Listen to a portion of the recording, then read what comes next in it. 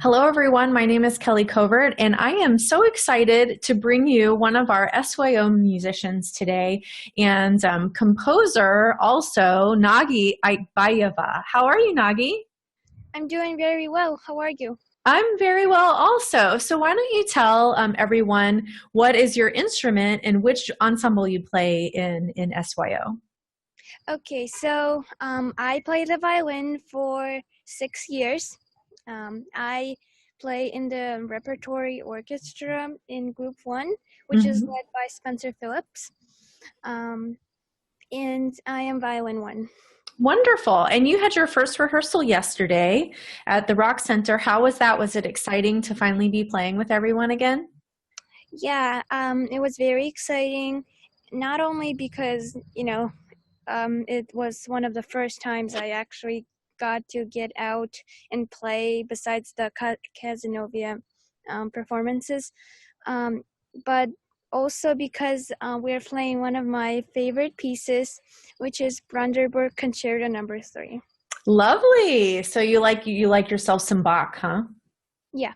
hmm So you mentioned that you were part of the Rising Stars concert put on by the Society for New Music here in Syracuse. Those were in Casanova this summer.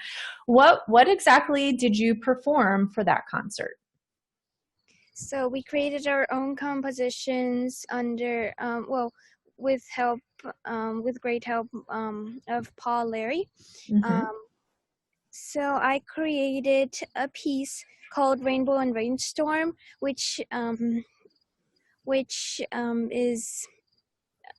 is for piano and violin. It was a little challenging because I didn't know how to play. I don't know how to play piano, but Paul encouraged me to write a part for piano also, since it would sound so nice with the violin part. And was that your first time ever composing? Yeah, that was my first ever time composing, and when I got the letter from Lana, at that time, the manager of SYO, in our weekly emails, I kind of got excited that, I would be composing, so I immediately signed up.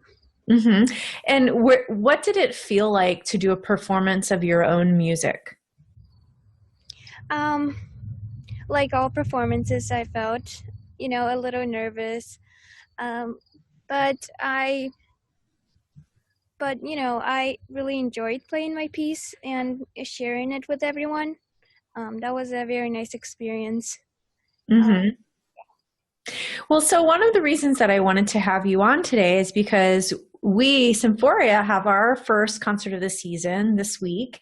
And one of the pieces that we're playing is Banner by Jessie Montgomery, who is a living Black female composer. And we're so excited to be playing a piece by someone who is alive and be playing a piece by someone who maybe doesn't look like all of the other composers that tend to take the stage. So she's a woman and she's a woman of color.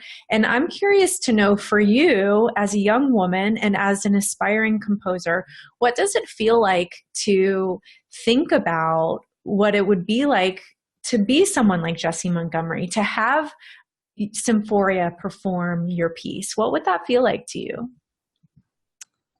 I think I would feel very excited that um, that such a great orchestra, like Symphoria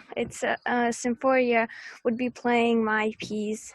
It's really exciting to see your composition, um, you know, performed out in public like that. hmm hmm I would feel very excited. Does it make you hopeful for the future of all women when you see someone like Jessie Montgomery making a living just creating music? Um, I think it is very. Uh, I think it is very enjoyable to be, doing something you love, like creating music and creating music and seeing everyone else enjoy it. I think it is very nice. Mm-hmm, mm-hmm. And you, before we started recording, you said you're also inspired by other composers. What are some of those other composers that you are really inspired by as well? I'm inspired by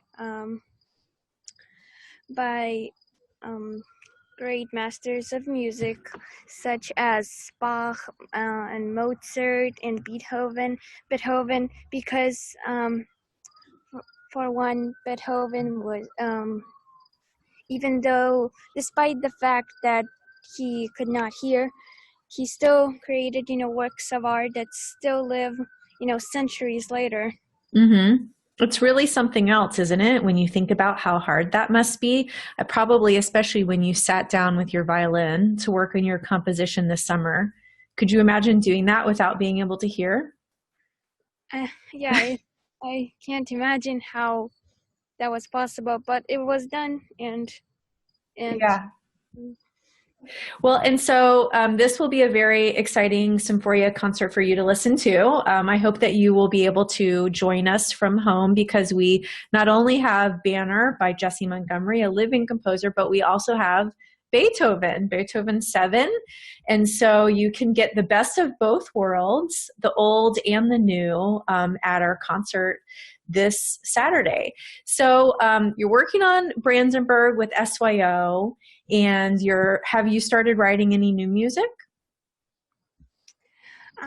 Yeah, I actually have. So now that I've learned so much from that, from Young Composers Corner, and I have been introduced to a program called MuseScore, which is a digital platform made just for composing.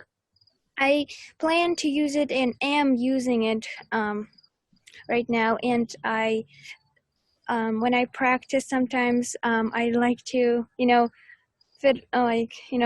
play around. Improv a little? Sorry. Improv a little? Yeah, Mhm. and sometimes, for example, I already have a melody, and I got it written down, and now I'm sort of, developing it because that's one of the hardest part in composing. Mm-hmm. Well, it sounds like you are well on your way.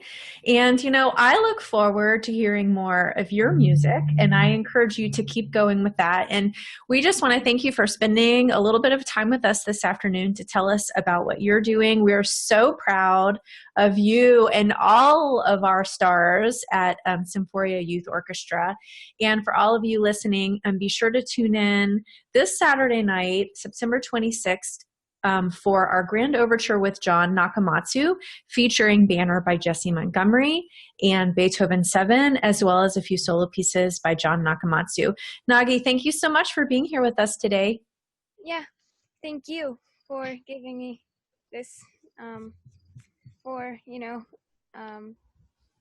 for, featuring this. I had a lot of fun. Fantastic, and so did we. And everyone have a wonderful afternoon.